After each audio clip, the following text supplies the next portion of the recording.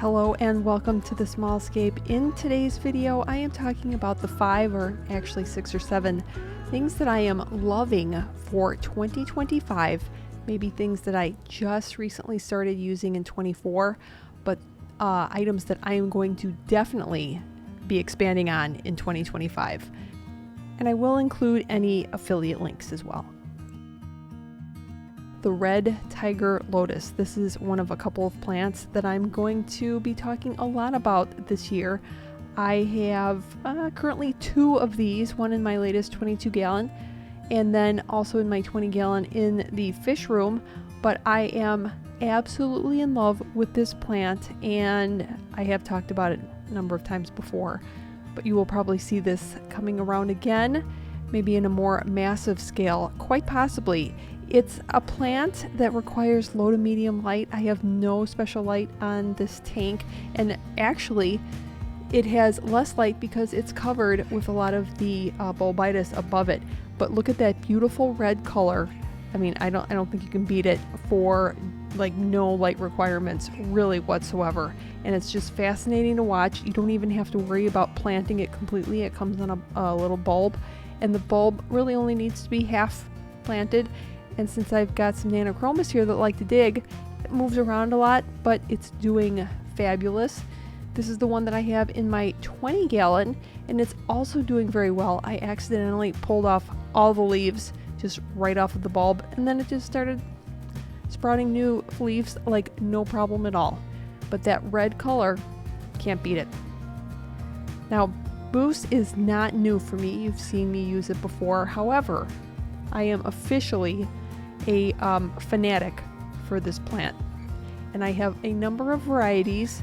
I have not really focused on the names of each variety. I was really trying to keep them straight, but I think it's very difficult, and I think a lot of them are just names that somebody's made up. But as you can see, this actually, the one that you're looking at right here with the little red spikies that are really just leaves that have not completely unfolded yet, which is fascinating. But that one is Brownie Ghost, that's what it was called.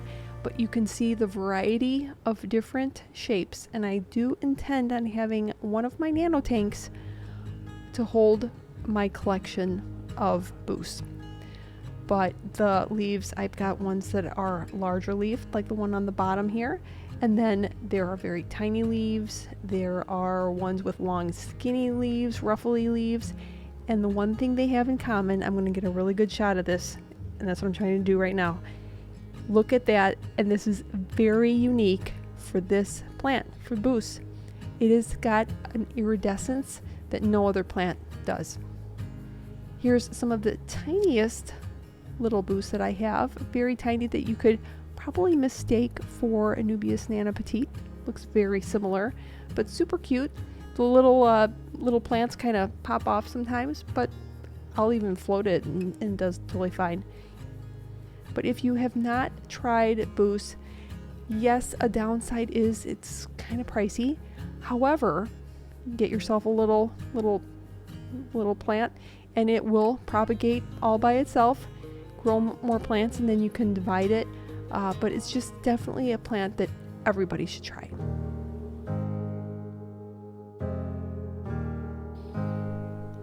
My next must-have for 2025 is light colored sand, namely Red Flint brand sand. And we will be getting a video going along here pretty soon dedicated to this this brand, but we love this, and you've seen it in the gallery tank, the 125 nano tank, and that's where this usage was inspired. And then we used it in the 125 because of Melanie Holmes.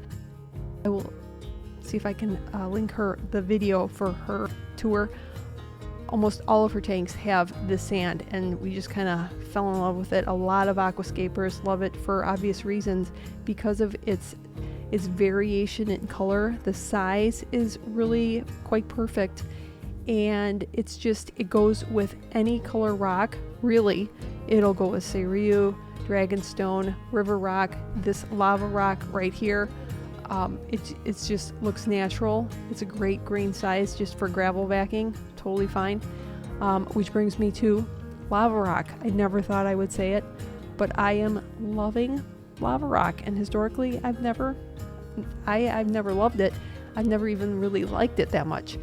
I think I only used it once before, and that was in a small little desktop cylinder tank, a little shrimp tank. That's it.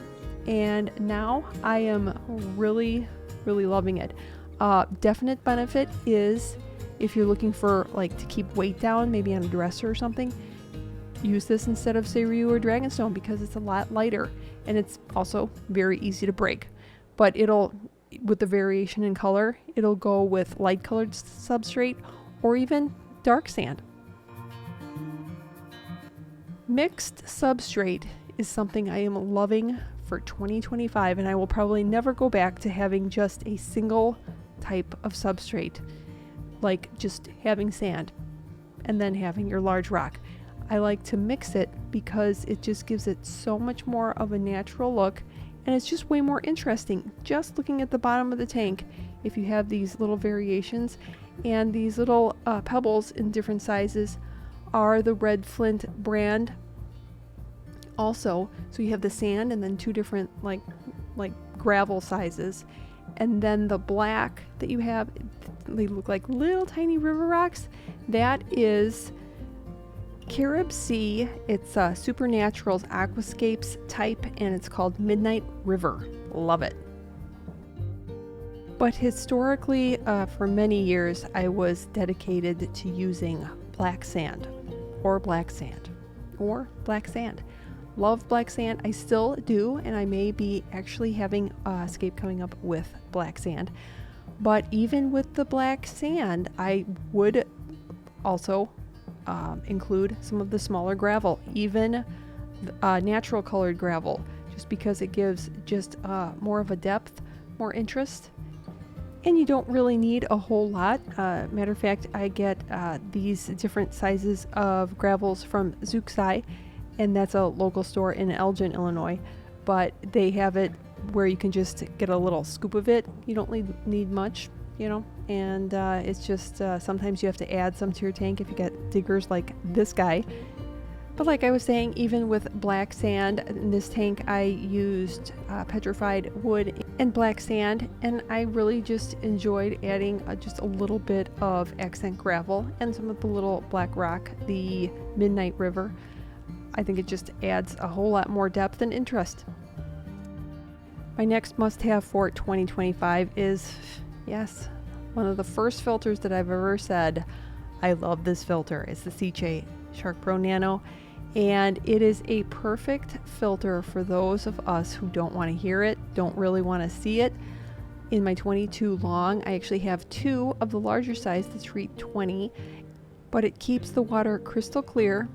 It's extremely quiet, like you don't hear it at all, and you don't see it. It's really easy to clean. You just pop open the little compartments, clean the sponges, and you're done. For my last must-have for 2025, you're gonna laugh, it's plant fertilizer. Yes, this is the one from Flip Aquatics.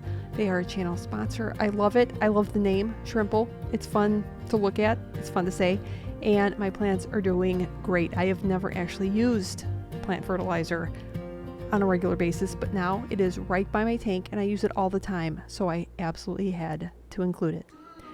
So I hope you enjoyed this list. Let me know what your must-haves for 2025. Are they new? Are they old? Are they just continuing from years past? Or have you found some new items that you absolutely have to use a lot of this year? Thanks so much for watching, and I'll see you next week. Balancing on a weary line, too scared to trust you and jump down. I'll keep my status quo up here, won't let anybody